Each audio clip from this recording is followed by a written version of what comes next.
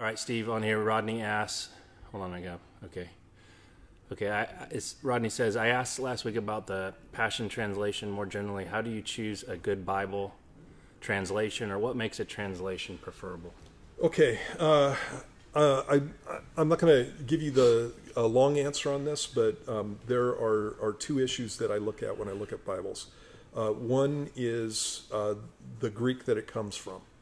And so there is an argument amongst Greek scholars about which Greek texts for the New Testament, and this is only for the New Testament, are best. And so most of the more modern Bibles are based on probably less than 10 Greek manuscripts out of well over 5,800. And then the King James and the New King James are based on what's called the majority text, or the Byzantine Greek manuscripts. And Can I interrupt that first yeah, group that's only 10 out of whatever 5,000? Do they pick that? Are those more complete, or why do they pick the 10? they're going with earlier manuscripts. So they say the dates earlier. Yeah, so the date is earlier, and normally that would be the way that you would go. When I was first looking into this whole thing, uh, when I had a cursory understanding of it, I was like, earlier is better, duh, you know. And so you want to go with the earliest. Well, the problem with that is that the earliest manuscripts don't agree with each other, and they don't agree with the vast majority of the manuscripts of the New Testament. And so they're useful because they're early, but there's a whole line of thinking that what we need to do is throw out the vast majority of manuscripts and just concentrate on those and try to figure out which one of those, how we can get to a good text by picking and choosing in the. And I'm not going to go into the details, but it's a little bit more sophisticated than what I'm saying. But picking and choosing between the verses and the readings. And then what they say is that the majority text, or the majority of the manuscripts of the New Testament, are not useful because they're way later. But the problem with that is that the readings that you have in the majority text are ancient.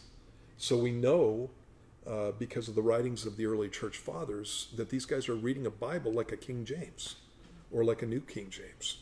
And so that's the first thing you got to deal with. And that's for all the picky people, because I'm a crazy picky guy.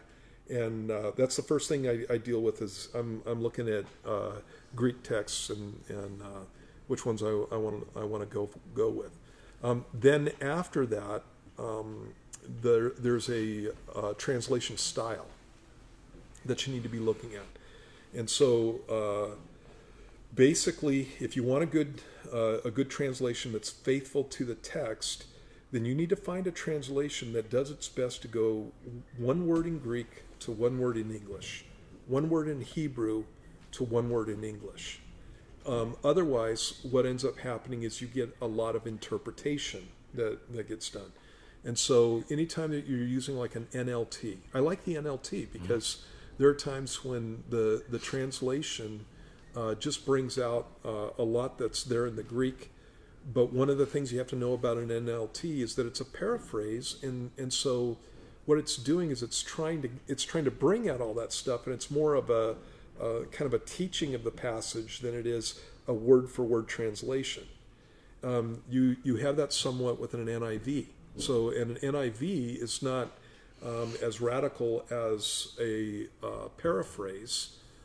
In the sense of trying to bring out everything that's in the Greek there, but it is a thought translation. That's what they call it, a thought translation. And so for example, in the book of Romans in chapter 7 and 8, Paul is talking about the flesh, and when that's translated in an NIV and some modern translations, it's translated as sinful human nature or human nature.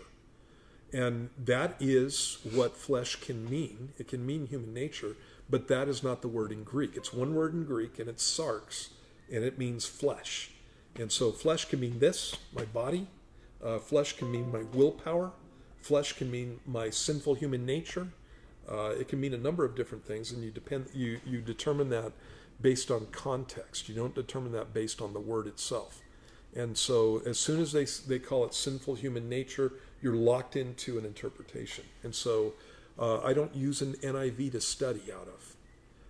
So if I was going to go with what's called the eclectic text, or the text that uses the earlier versions, I would use something like a New American Standard Version or an English Standard Version. If I'm going to use the majority text, then a King James or a New King James is what I would be looking at. And then you have these other Bibles to look at, so that they almost can become commentaries for you, and they can bring out nuances of meaning. But if you're going to have a study Bible, it needs to be a word for word translation, or as close as you can get to it. So I think I like having all the Bibles, Yep. just comparing them. I've been reading the NLT lately just because I think it reads easier for how we speak today. But I found my first problem the other day, and it's in Matthew chapter 5, and in the New King James it says, "Blessed are the poor in spirit."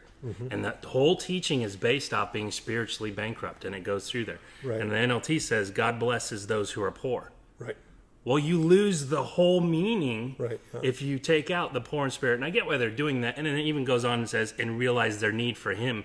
So they're putting the gist in it, but you miss something by going from the translation to a transliteration. Right. Well, transliteration. I mean, yeah. correct. Yeah, Say it right. Right. Transliteration is taking a word from Greek and taking the letters literally into So English. what's the word? Paraphrase? Yeah, it's a paraphrase. Paraphrase. Yeah, or a thought translation.